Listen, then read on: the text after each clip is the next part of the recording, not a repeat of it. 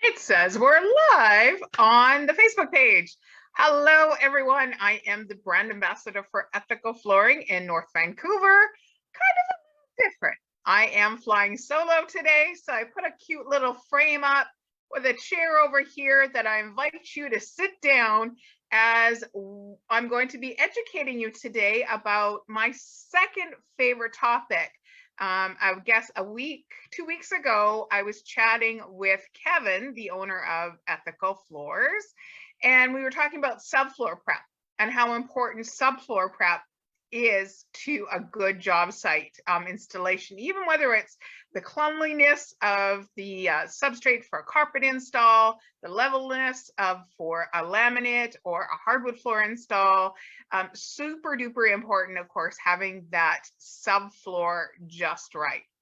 Well, my second favorite subject that I love to have with clients when I was a project manager was finding the exact hardwood floor that will work for your particular home and your lifestyle. And we've heard from Shelby, and we've heard from Jan, and we've heard from Matt, the project managers, about how the conversations that they have when you go into the store. So I thought I would just step back and give you a little bit of education today about one of the areas that they use and the expertise that they have regarding the Jenga table.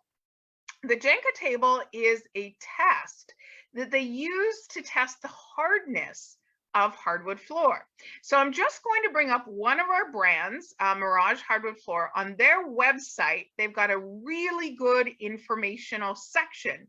So I'm going to share my screen now. Give me 1 second, and hopefully it's going to come up okay for you guys. Yep, there it is. So here we go, the table hardness of wood species. So if we take a look here, the Jenga table or hardness test measures the force required to embed a 0.444 inch steel ball into wood. So like a little BB. The test is also used to determine the degree of difficulty in sawing and nailing. Red oak is the reference species for comparing hardwood floor. So a lot of times when we go in and you start talking about hardwood floor, is it softer than red oak or is it harder than red oak? So if we kind of go down, and the first one they've got there is hickory, and the hardness of hickory is 1,820 pounds. So if we take a look at that BB being dropped, it takes 1,820 pounds of pressure as that little BB is dropping in order for it to make a dent in the wood. So that's pretty hard. Like hickory is one of the hardest woods that you can use in your home. If you've got a busy family, if you've got, your shoe on family, it makes a really good hardwood floor for a very busy family. One thing you're going to need to be aware of, hickory grows in the southern United States. So it tends to grow very tall, but also very spindly and very gnarly in its branches. So it's going to be a very busy wood. There's going to be what they call this heartwood, the darker wood, and the sapwood to the outside, or the newer wood to the outside. So you need to be prepared for a very busy floor, or when it's pre-finished to say a darker color, it's going to blend very well. I personally love, love, love hickory hardwood floors. And I got to tell you, when they're being installed in your home and the guys are cutting, it smells so good. So the next one coming down that is commonly used in hardwood floor manufacturing is maple. And maple has 1,450 on the Jenga table, the hardness table. And so you're aware, I live in the West Coast of Canada. West Coast maple is much softer than East Coast maple. And you'll want to ask when you come in, is this an East Coast maple or a West Coast maple? Because if you think about the West Coast, we are a very moist environment. We're a rainforest. So our wood tends to be a little bit more porous. That's why our maple is softer. And in Ontario, in northern Quebec, where they harvest a lot of the maple floors, it's very cold, so the wood is much denser. I love maple for a very calm, elegant looking floor.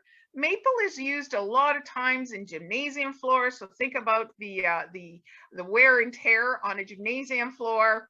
Makes a beautiful install, as well as there can be within the grading very busy with that heartwood and sapwood, but you can also get some very clean, beautiful maple flooring. Then there's white oak at 1360. So you'll see it's pretty close to the hardness of maple. And white oak is gonna go that softer, creamier, whiter undertone. So when you put stains on it, they tend to stay true to color. And the grading, oak trees tend to grow very, very tall and beautiful. So you get that opportunity to have lots of different gradings. So you can have a very clean looking white oak, as you can kind of see in this picture here. You can also have a very character looking white oak as well. So this white oak is good for a busy family too. It's a good hardwood. Coming down to, we've got red oak, 1290. Again, very close to that white oak. Something to be aware of with the red oak. See how it kind of has a bit of this pinkier undertone? So understand if you're going to get a stain on this one, it could have that little bit of a pinkier undertone. So it's going to be a much, I would say, cooler floor in coloration versus a white oak, which is a warmer tone. And then there's nothing like the beauty of walnut, that natural dark colors that run through that beautiful wood. But guys, it's one of the softest woods out there to put into your home at 1,100.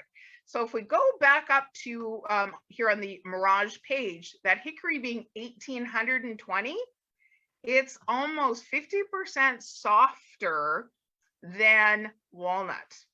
So walnut is beautiful. You have to be prepared for a little bit more dents, a little bit more scratches. But one of the key things about it, because it's the same color all the way through naturally, those dents tend not to show, but you're going to need to be prepared that you will see the dents, and they will happen a lot softer.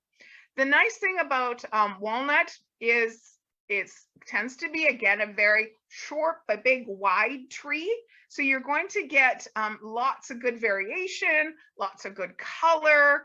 And most times people install what would be called a caricature grade to really appreciate the heartwood, that darker wood color to the lighter sapwood. It's a beautiful, beautiful floor. And sometimes manufacturers will do a walnut stain on walnut to kind of harmonize all the color. And I live on a farm, and that's my rooster, if you heard it. There are other floors. I'm just going to stop sharing my screen now.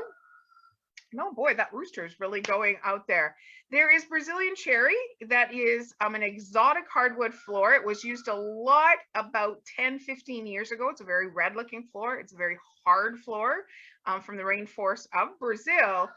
You have to be careful because a lot of Brazilian hardwood floor can't go over radiant floor heat. Think about it's in a rainforest type wood that all of a sudden you bring it into a dry environment and it doesn't behave really well. Then there's also American cherry, which is actually softer than walnut. I believe it's 960, if my memory serves me correctly, on the Jenga table. So again, it's going to be a very soft wood going into your home, and you need to be prepared for the little lumps and bumps and sins that can happen.